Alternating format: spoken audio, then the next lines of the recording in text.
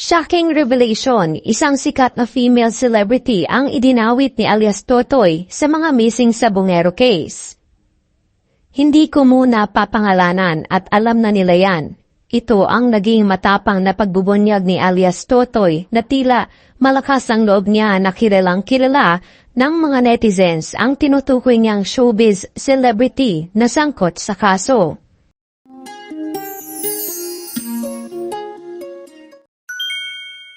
Maraming pasabog ang isiniwalat ng isang alias Totoy magmula nang siya ay lumantad at maging testigo para sa kaso ng mga nawawalang sa Bungero. Ayon sa kanyang statement, kasama sa sindikato itong female celebrity at isa siya sa mga alpha members. Nasa inner circle daw ito ng mastermind at isa siya sa nagpapamiting.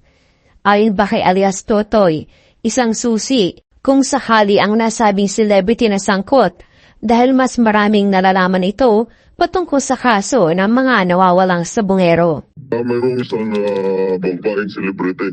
Hindi ko na muna pangalanan at alam na nila yan. Kasama siya sa alpha member. Ibig sabihin, kasama siya sa grupo. Isa siya, pag nag-meeting-meeting, andun siya. Isa rin siya na susi kung sakali. Siya ang mas marami ding alam. Taong 2021, nang magsimulang mapabalita ang mga nawawalang sa Bungero. Ayon sa report, 34 katao ang naitalang nawawala. Lahat sila ay may kaugnayan sa sabong at karamihan ay huling nakita sa iba't ibang sabungan sa Luzon, kabilang ang sa Laguna, Batangas at Manila Arena.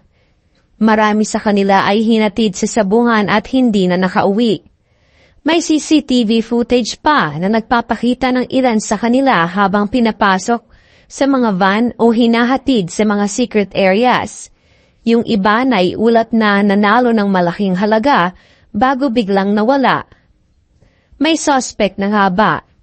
Dito na papasok si alias Totoy, na kamakailan lang ay lumutang para isiwalat ang sinasabi niyang totoong nangyari.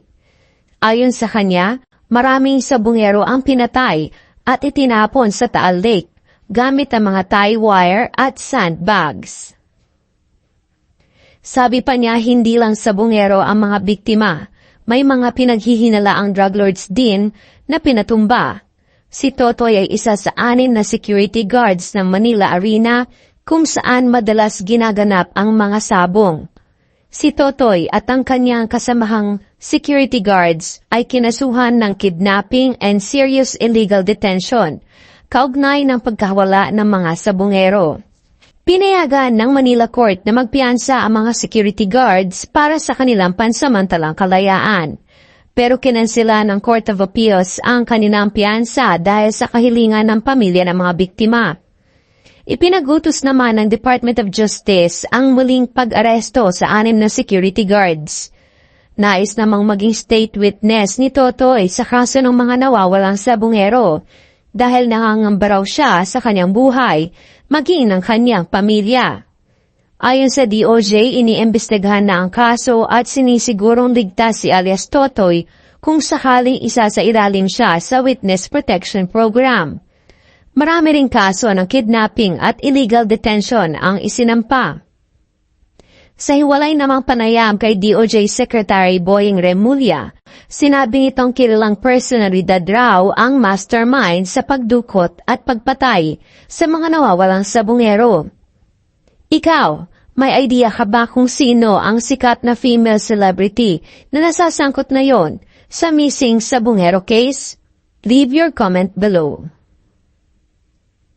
Thank you for watching. Don't forget to subscribe and click the notification bell for more updates.